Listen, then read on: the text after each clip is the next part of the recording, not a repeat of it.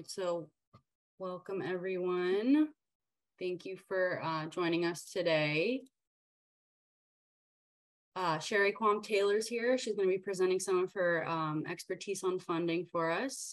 She'll introduce herself in a few minutes and take over, but first let me just go over a few things. So first off, this webinar is being recorded, so you will be getting the slides and the webinar recording sent to you afterwards. So don't worry if you miss something. You will be able to go back and reference the recording. Also, don't feel shy in our chat. We're going to be taking questions. I'll be monitoring the chat so Sherry can answer any questions you all have. Definitely take advantage of that.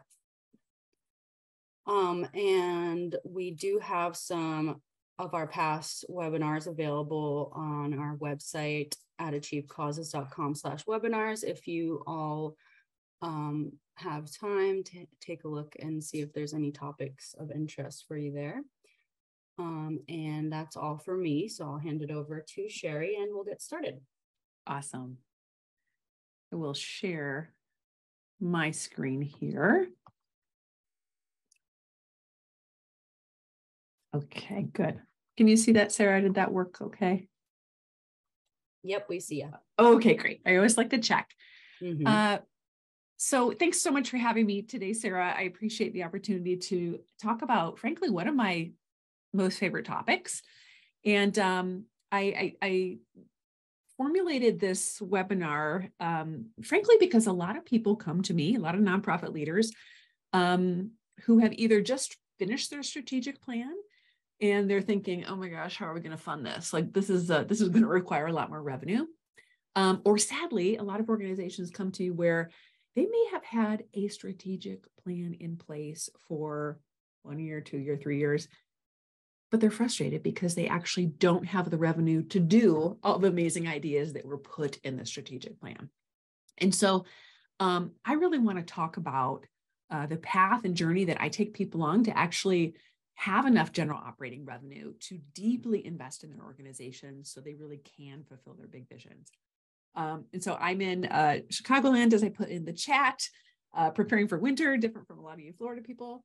But I really work with organizations to grow not only their revenue and grow their budgets, but specifically to grow that general operating revenue so that you have enough revenue to invest in the infrastructure, the people, the overhead, and my favorite topic, so you can scale and grow. And so I work with 3 groups. I work with CEOs, I work with development teams, and I work with board of directors to really make sure they're maximizing their revenue generation. So I'm going to walk you through this today. And if I'm real honest, my hope is that, my hope always when I do these is that actually this content might be a little different than you're thinking. I say that because the methodology I teach is a little different than a lot of people. And I say that because my approach really is almost like reframing or helping leadership reimagine what their revenue could look like. To do that, we can't just add 52 new fundraising things to your plate because my guess is you're already busy. First, we have to look at what might be blocking maximum revenue generation. What might be keeping donors from understanding that you even need more money? So buckle in, and I'll watch the chat as we go along here. But as Sarah also said, I'll save some time for Q&A. Now, there's a funny first question I ask a lot, and it might sound silly, but the question really is, does your nonprofit need more money? Usually people say yes. What I'm really asking and digging in that question is, my guess is you don't just need more money, right? My guess is that actually you need more flexible money. We need more money that you actually have control in how you use that. Much of the advice in the sector fights against this concept and frankly is keeping organizations from growing. It keeps you from fully funding your mission. I don't need to tell you that the best way for you to grow is to have complete flexibility of your money. Long-term sustainability, surviving things like a pandemic, all of those types of things. Proof of this is I have organizations come to me who are 1 million, 5 million, 40 million, who are struggling to make payroll sometimes because they do not have enough flexible revenue. What I really mean by this, obviously, I mean unrestricted dollars. I'll say non-project specific based dollars from decision makers that you have direct access to.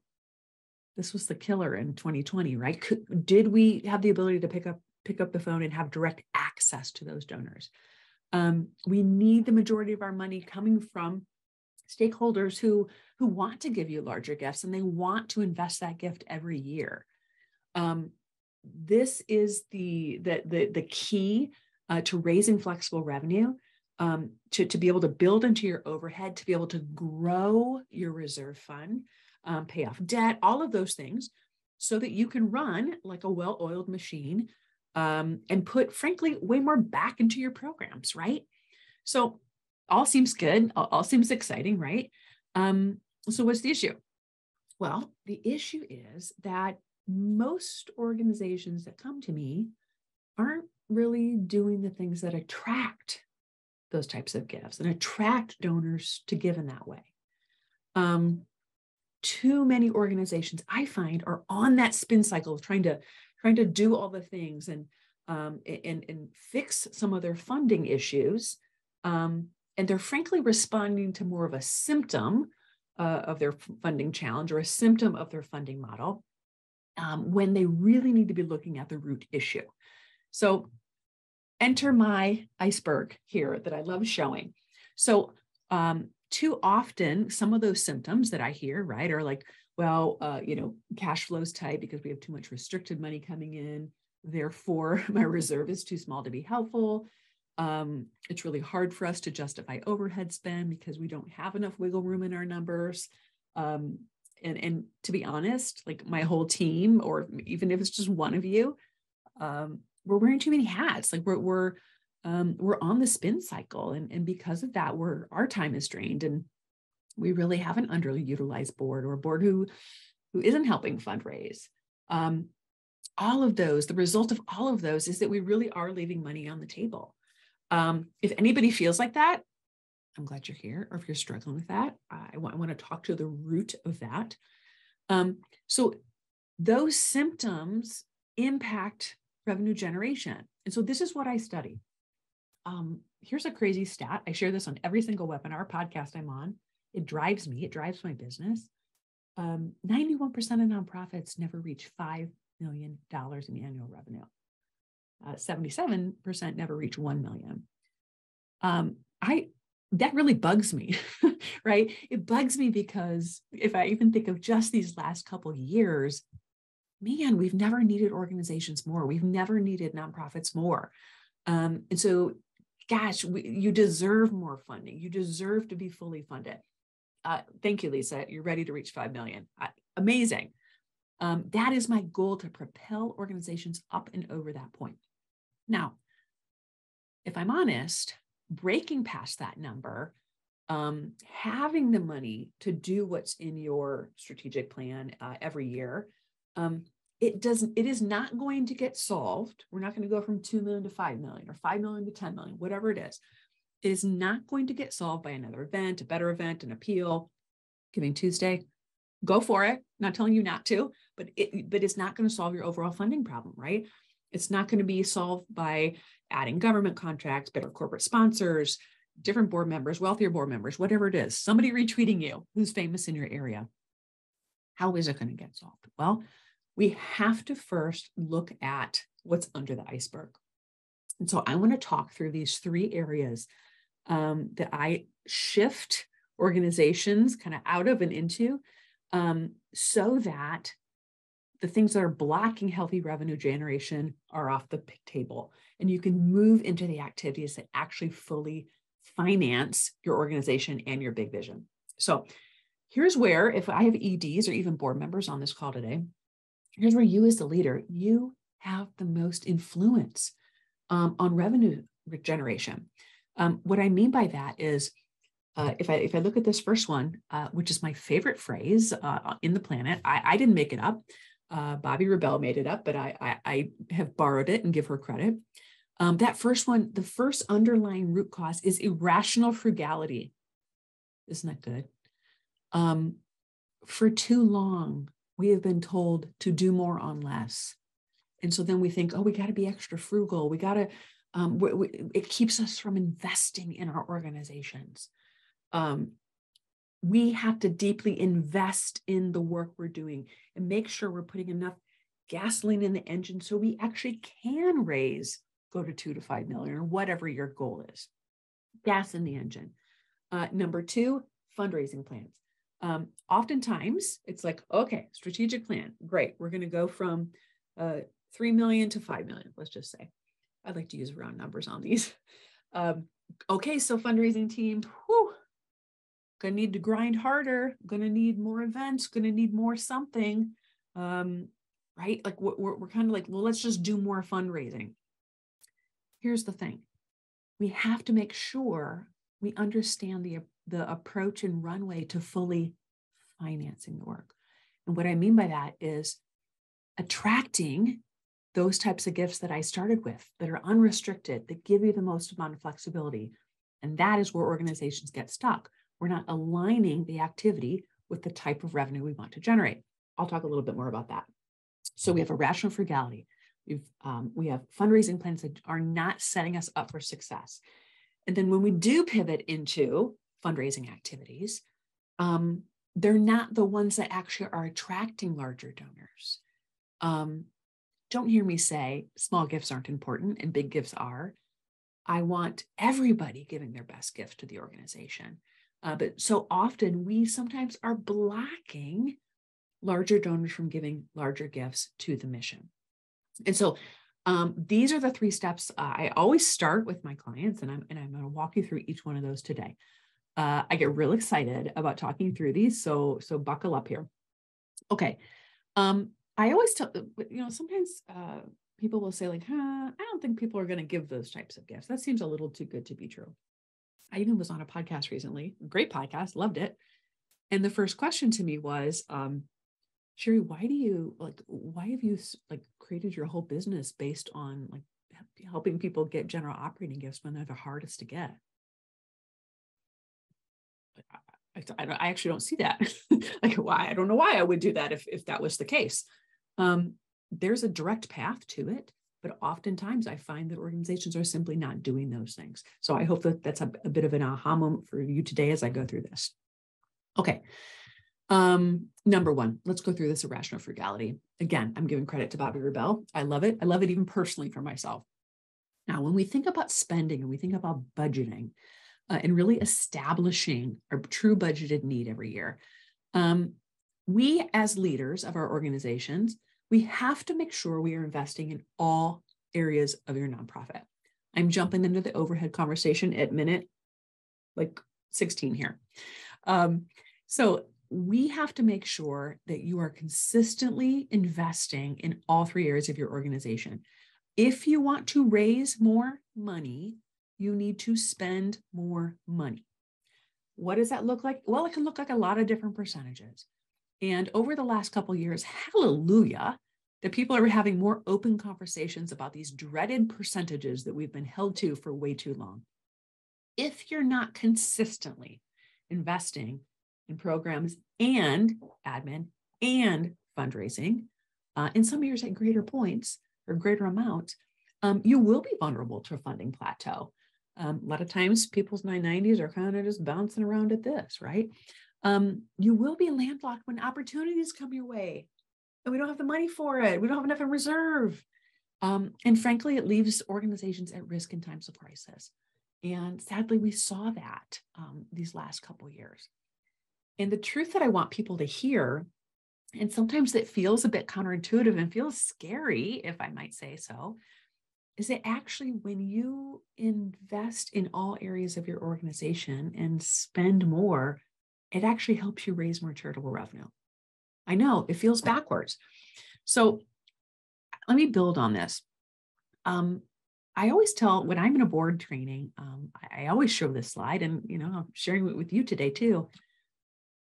at the point of your looking at a strategic plan and wanting to scale and wanting to attract the types of revenue that you want to attract, your growth has way more to do with your leadership's comfort level with these things, with planning, with budgeting, investing, and spending, than any new fancy smancy fundraising idea.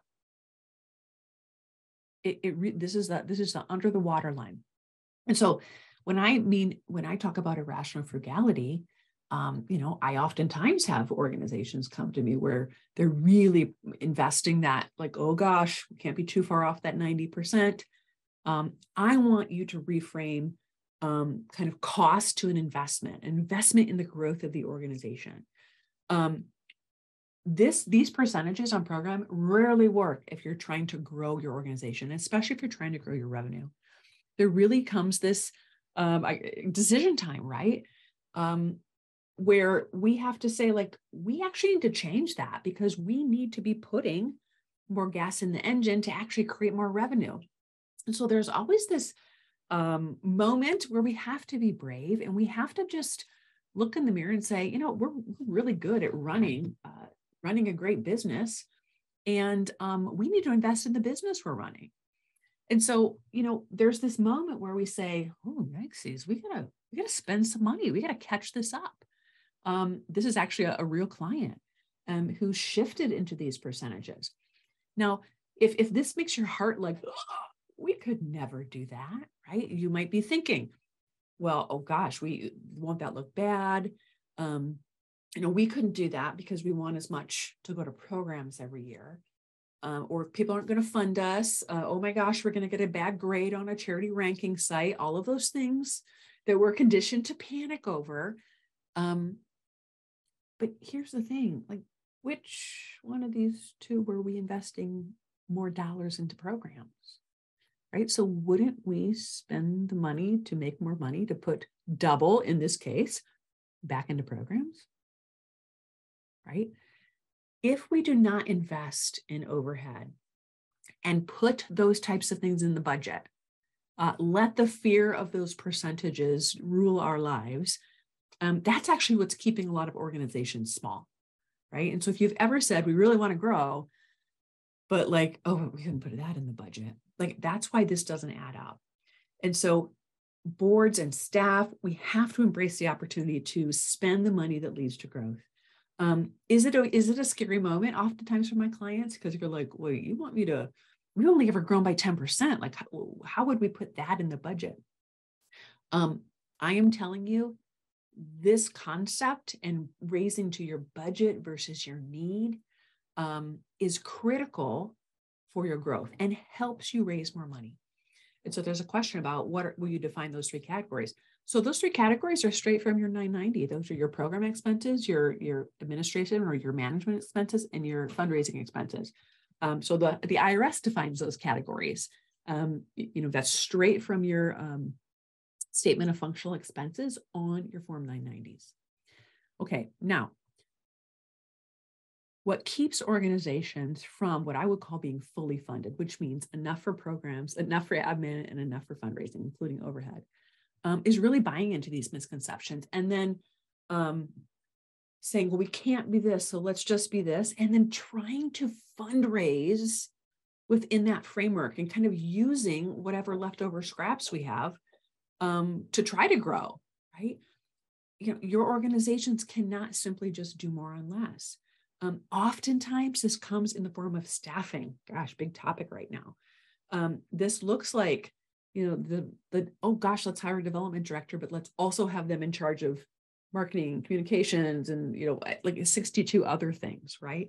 That's just a simple example that it's keeping that development director from being successful. Equipping them to know how to attract mid and major level gifts as opposed to just campaigns and events, which are great, but those are not the activities that are going to scale your organization. Okay, so let's build on this concept. We talked about irrational frugality, making sure that we are investing deeply in our organizations and owning the true need, not your squeak by budget, the true need of your organization, and having an honest moment about that, what that number really should be all in. Okay. Now, second step. So we know the investment path we need to make, and then how do we fund it, right? How do we fully finance it, which is what I call it. This is oftentimes what like fundraising plans get wrong. Oftentimes it's like, well, let's just jump into the fundraising activities because we need more. We just need more. We know we need more. And so I've started talking a little bit about this, this budget to need. And so once we're honest with ourselves, we have to make sure that we are raising to the true need.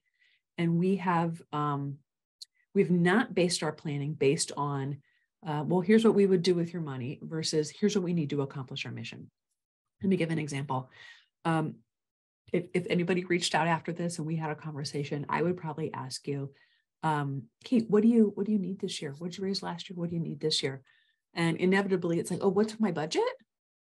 And people will say, well, we'd like to, last year we did 2 million and gosh, we'd love to be at 2.5, but like, I don't know, maybe 2.1. Right. And so that answer is sometimes based on, well, if we had the money, we would do these big things, right? Sometimes it's based on what we might have pledged or what we know is true. What I want you to say is, thank you so much for asking that. We actually have a $2.5 million need this year.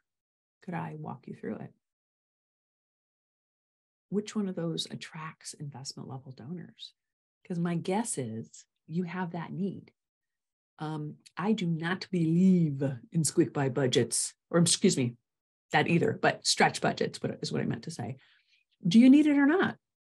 Because if you're setting the stretch budget for your fundraising team to hit, that's why they rarely hit it, because it's a stretch. They don't need to hit it. We're already setting the tone that like, well, if we're lucky, we'll do our best to do that, right? Is only when you've created a real needs-based budget, been honest with yourself, that you can actually put a real financing in place that achieves that goal. I'm going to say just something about boards real quick. I'll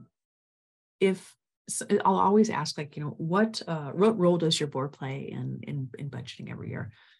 It varies as you would imagine.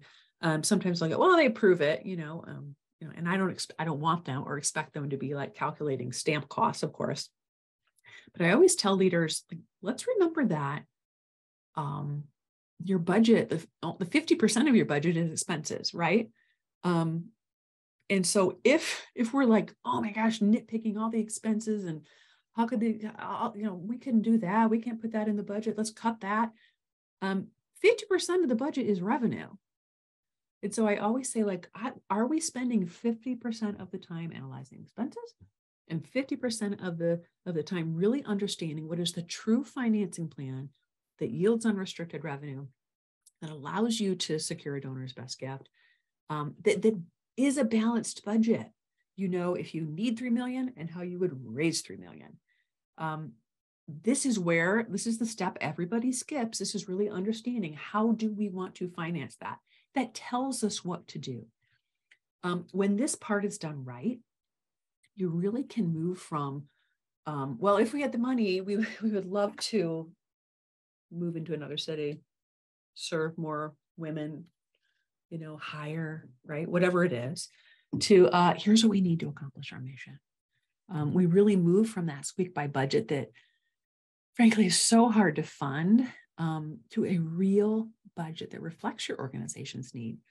And it helps you raise money for programs.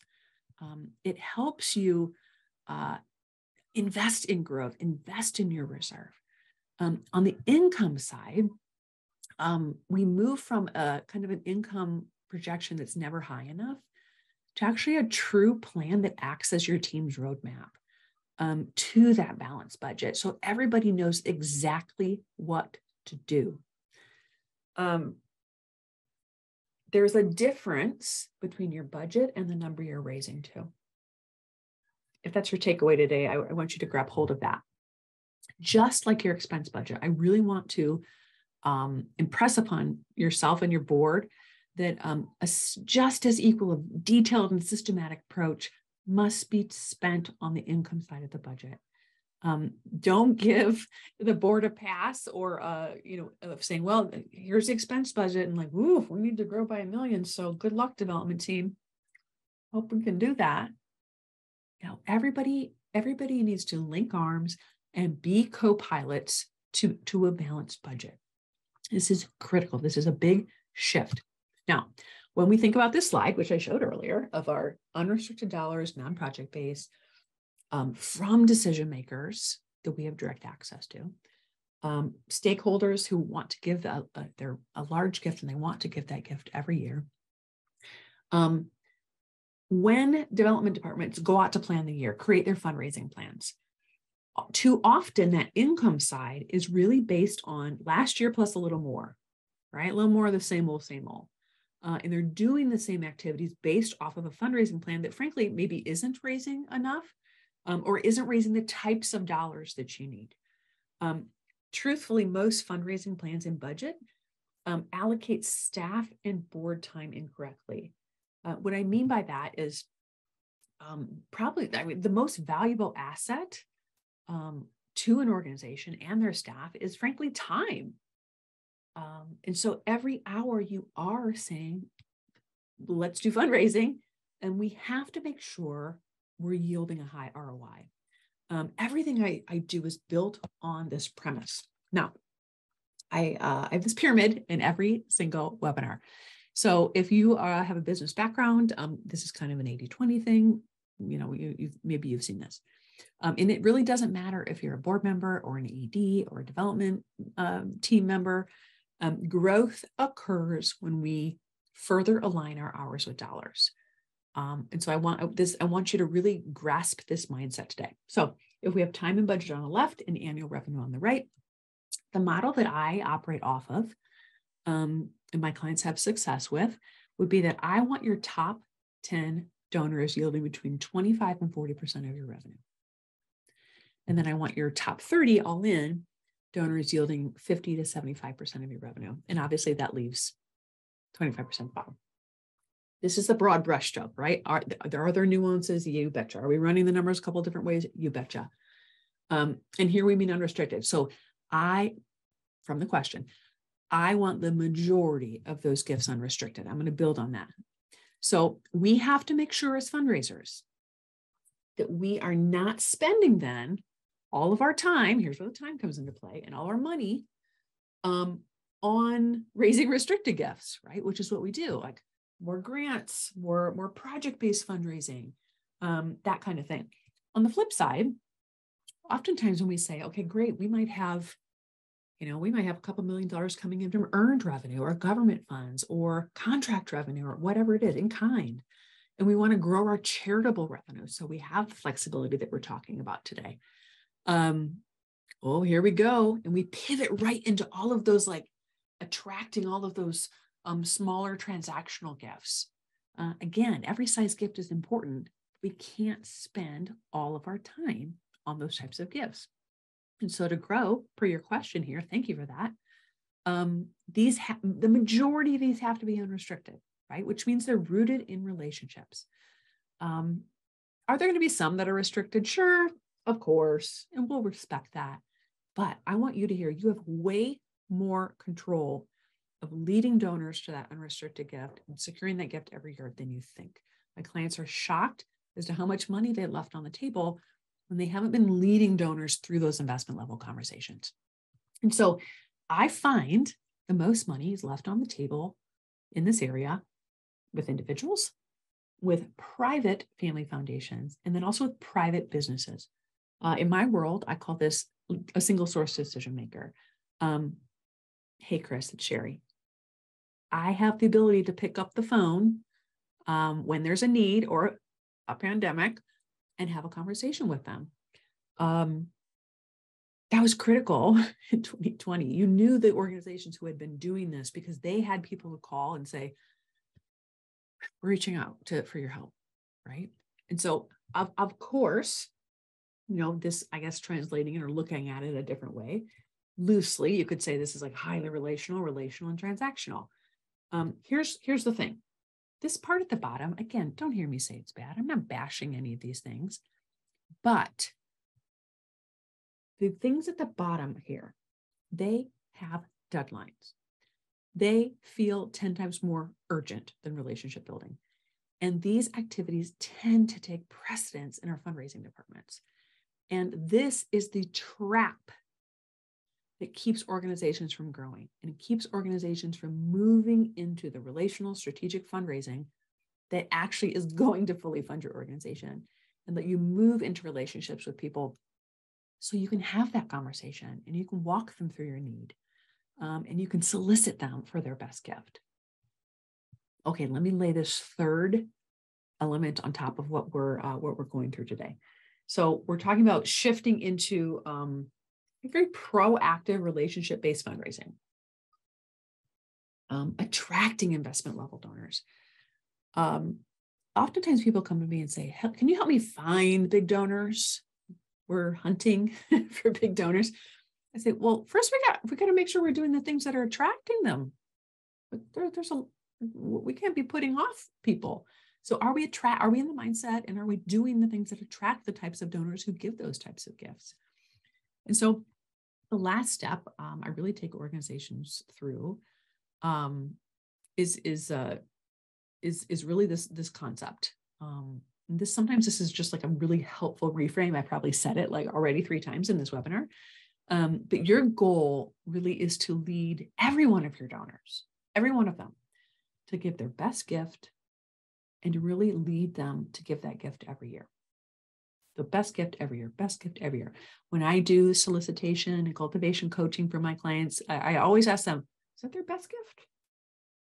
Well, I don't know. I don't know. They've been given that same gift for 3 years. And I Googled them once and kind of saw their name on another annual report that's like 5 times as high. It's not their best gift.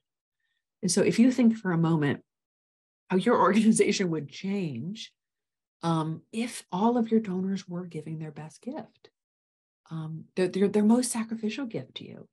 If half of your donors are doing that, it's a game changer. Sometimes 7 figures of game changing here. And so every gift is important. If someone is giving $20 a month and that is a sacrificial gift to them, how wonderful. And I want to serve them and really help them understand the impact that that gift is making on the lives of people that you're serving. If that same donor is actually writing $25,000 checks down the road, we might have a little work to do. That's the fun part of the work. So with this approach that we're talking about today, with the pyramid, with the best gift every year, it's the power and the magic, I guess, behind it. I shouldn't say magic because it's actually really practical if we think about it. The approach is that everyone is empowered to align activities with dollars, and everyone's time is used effectively. Because anytime I do a hey, show of hands, or what's the one thing that's keeping you fundraisers from hitting your goals or being effective or being the best fundraiser you can be, 9 times out of 10, I don't have time. I'm doing too many things. I'm on the spin cycle. It's it's always related to time. I get it. I totally get it. I've been in your shoes. I understand it. And so we have to think about this very traditional cadence, which again is a lovely cadence. All of us do this, right? Our news, our e-appeals, our events, all of those things, our annual report. This cadence in general is actually very specific in attracting and pulling people up through the bottom of the pyramid. And so if we only do that, the worry I would have is, gosh, are we doing the things that attract them to build them up or kind of pull them up through the pyramid, right? And so someone's asking about determining a best gift. Software, that could be a way. And, I love a good Google search on somebody, but that only tells you what ballpark we're in. Are we in this city or this city? It's ballpark. You have to be having financial conversations with your donors and really helping them understand the financial need. Too many fundraisers avoid having very open money conversations and really leading those donors to their best gift. So it's a great first step. But frankly, some of my clients' largest donors don't even show up on those types of softwares. Okay, so what do we need to be doing for this top, right? So, okay, so you got me here, I understand. So what does that look like? It really looks like customized exclusive donor experiences, right? That cadence, different from the last slide I showed you, is way more like this. It's real different, isn't it? Right? Fundraising is not just asking for money, right? Some of these, like if this is your top 30 donors, and we're really leading these donors on customized journeys and experiences. We're soliciting them one-on-one, in person, not through an appeal, not at the gala, in person, or Zoom. I had to eat my words on that. Zoom is fine too. But we're soliciting our donors. We're asking for their best gift, and we're leading them on a journey. I made this little visual very quickly one day because I wanted people to see that like fundraising is not just asking for money. You know, sure, a lot of these diamonds on here, if you will, say solicitation, but fundraising is connecting and networking and educating and listening, introducing, thanking. It's so many other things.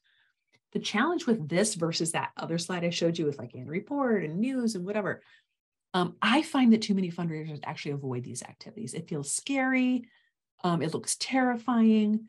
To be honest, it's really often not the fundraiser's fault. Oftentimes, we've been experts at something else and we've kind of found ourselves in fundraising. And so maybe we just haven't been equipped. Maybe we haven't ever received the training. Back to part one, are we investing in our teams? Are we investing in the skill sets? Or it's like, oh gosh, I don't know, that professional development went out the back door when we had budget challenges, right?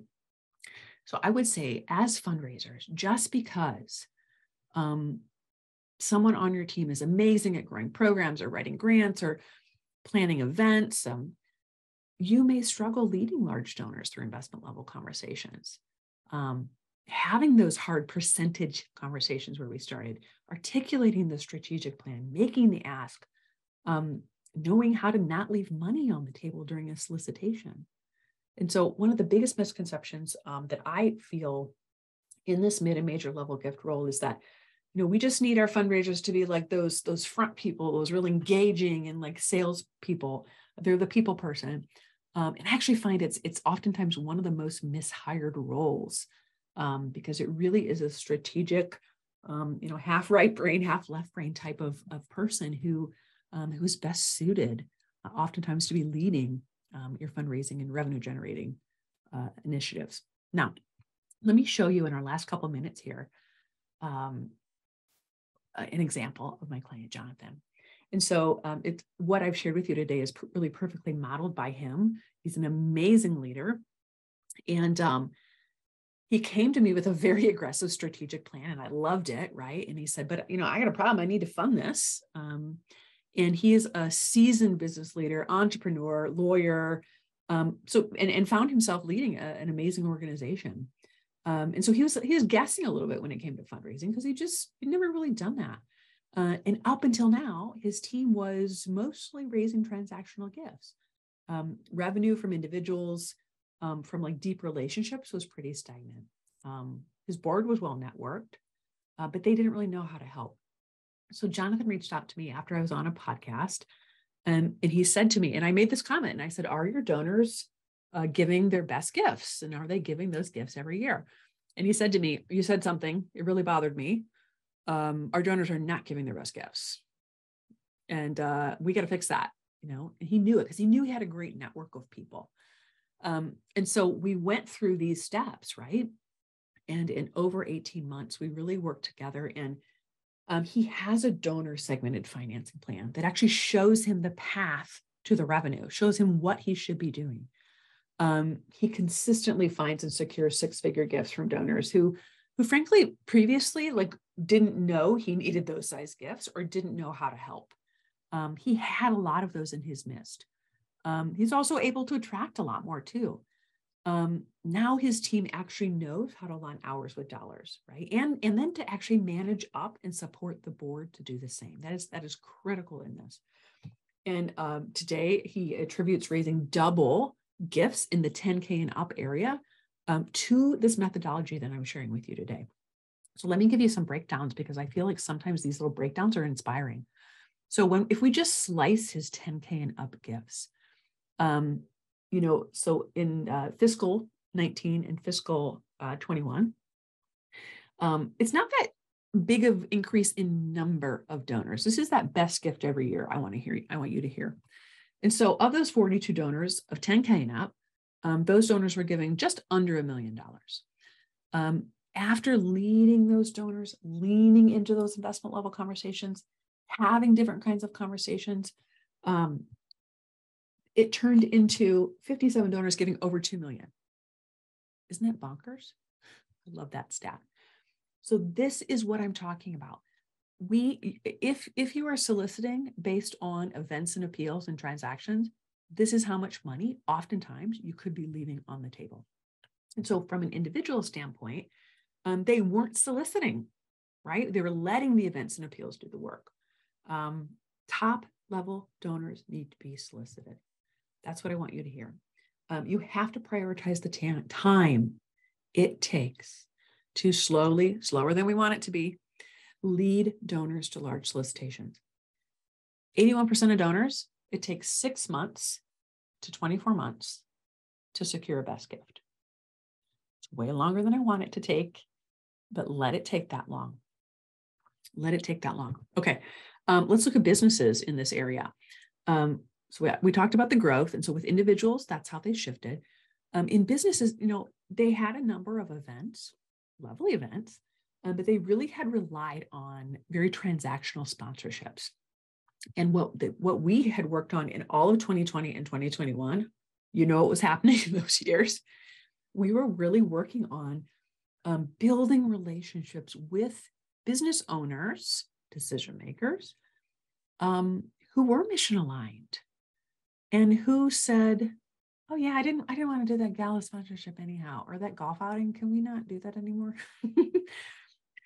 He had one gala sponsor who always had given $50,000 restricted to the gala, that we worked on and strategized on and led that donor through a deeper understanding, helped them understand the need.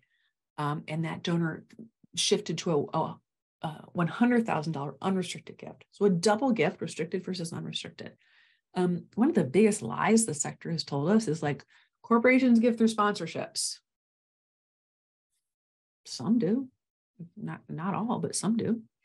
Family foundations. This is another area of great growth. And so with family foundations, again, they were really relying on those applications. I'm not telling you not to do that. We want to follow the rules and do everything that foundation has put in place, to secure the money. But my funny phrase is like, we started treating the foundations like humans, because there are humans behind the family foundation. And we started treating them like individual donors, right? Now, we all have the family foundation who's like, don't call me.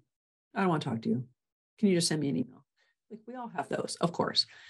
But so often, because we put the foundation hat on, that we actually kind of forget that there are people behind there and that they need donor experiences too.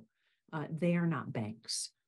And so with these 3 shifts, I'm hoping you're hearing the transactional to relational opportunities that we're laying on the table for them to increase those 10K and above gifts to this extreme. And so I see so much money like this left on the table when fundraisers have not been trained and have not been equipped, and teams are not investing in them, learning how to lead donors to larger gifts. Those are 2 totally different skill sets, right? And sometimes board members are not introducing their networks to the fundraisers because they are like, well, what are they going to do? Are they going to like beg for money or like be used car salesmen, right? And so they're unsure of what that process is because no one has had the training or has been equipped to understand really what that is. And so I want to make sure that your whole team is really comfortable and confident in having investment level conversations with donors. successful fundraisers share the organization's true financial need and know how to ask for that need. Usually when people struggle with a solicitation, or they're confident that maybe sometimes they're confident they're not doing it right. What I mean is, I'll always say, are you soliciting your mid and major level donors? Yeah, we do that at events and appeals, and we have a fall appeal and that kind of thing. That's not what I'm talking about.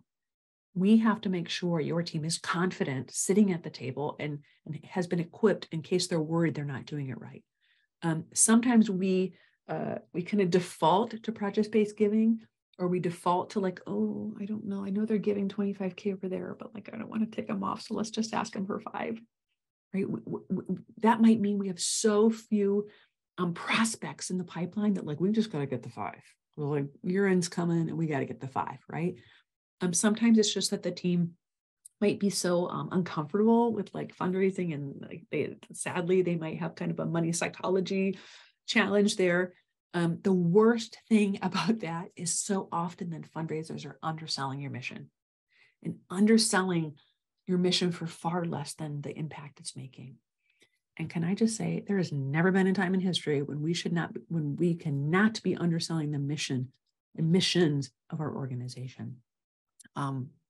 We've never needed nonprofits more.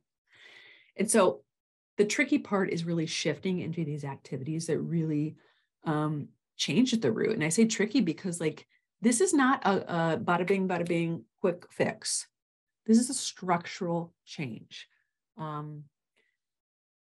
You can do it. I lead people through this every day. You can do it. But I want you to hear today that so often the things that are blocking healthy revenue generation are not just the fundraising activities. They are these irrational frugality approaches, right? Push against this. Understand the investment that you need to spend to grow your mission-based business. To start creating financing plans first before your fundraising plan, so you actually know what it takes to fully fund your mission, including your overhead. Third and final, start aligning way more of your activities to the top part of that pyramid, right? Be moving into those relationships, moving into those conversations, attracting those investment level gifts. If you have not had that type of training, invest in your team in getting that type of training. This is critical. As we pivot into some questions, I did okay. I left 10 minutes. If you ever want to reach out, there's 3 different ways that I help people through board training or coaching or advisory. I'd be more happy to talk to you. But I'll throw it back to Sarah to see if there's any other questions that have come in privately that maybe I didn't address during our time together. All right. It looks like Anita did ask if they'll receive the recording. Like I said, we will send the recording and the slides over today. And then as Sherry has her contact info here, so if you did have any questions pop up, you can always reach out to her. Alejandra asks, how would we get from, say, 5 unrestricted donors to 30? Yeah. So this is where I'd say, okay, so if you're in the situation where you're we need more, a lot of the things I talked about today apply to more of a connection strategy. So my clients who come to me who say, we have 5 donors and we need 30, I'd say we need to be doing the same thing I shared with you today and having 3 times the meetings with connectors, with people who can connect us. It might be the 5 donors, right? It might be other donors. It might be, we're our board members on this, but you have to be doing way more educating about the need. And it's going to feel like these sticky meetings that you're oh, I've got to go to this lunch today and share this, and then ask them, who do you know that we should be talking to? But it's got to be an equal connection strategy as donor strategy. I'm going to kind of say that in a little bit different way. Oftentimes, that mindset in general is good because it's I need to find donors. And if we are consistent in educating, consistent in having these types of investment level conversations, you will attract these people. And so that's just the little mindset shift I want you to make, that it's really about attracting those people. And so I would be meeting with all 5 of those donors, every board member, talking about who do they know, who needs to know about the mission. You're not asking these people for money day one, but who really needs to know about the work that you're doing, and who might have the ability one day, if they're interested and they like us and we like them, to invest in the mission. So kind of the release of the hunt, if you will, would be my biggest advice there. Great. That was a great answer. Alejandra says, thank you. Good. I'm so glad. I think I did okay answering most of the questions along the way, but hopefully that was the case. Yeah, it looks like you did. So if anyone has any other questions, leave them now, or forever hold your peace. Just kidding. Contact Sherry. She's happy to answer your questions. I am. Otherwise, we will send you out the slides and the recording shortly, and we will talk to you soon. And thank you, everyone. Thank you for coming. Thanks for having me on, and thanks for attending, everybody. Yeah, thank you, Sherry, for sharing all that info with us. You bet. You bet. Have a great day. You too. Bye.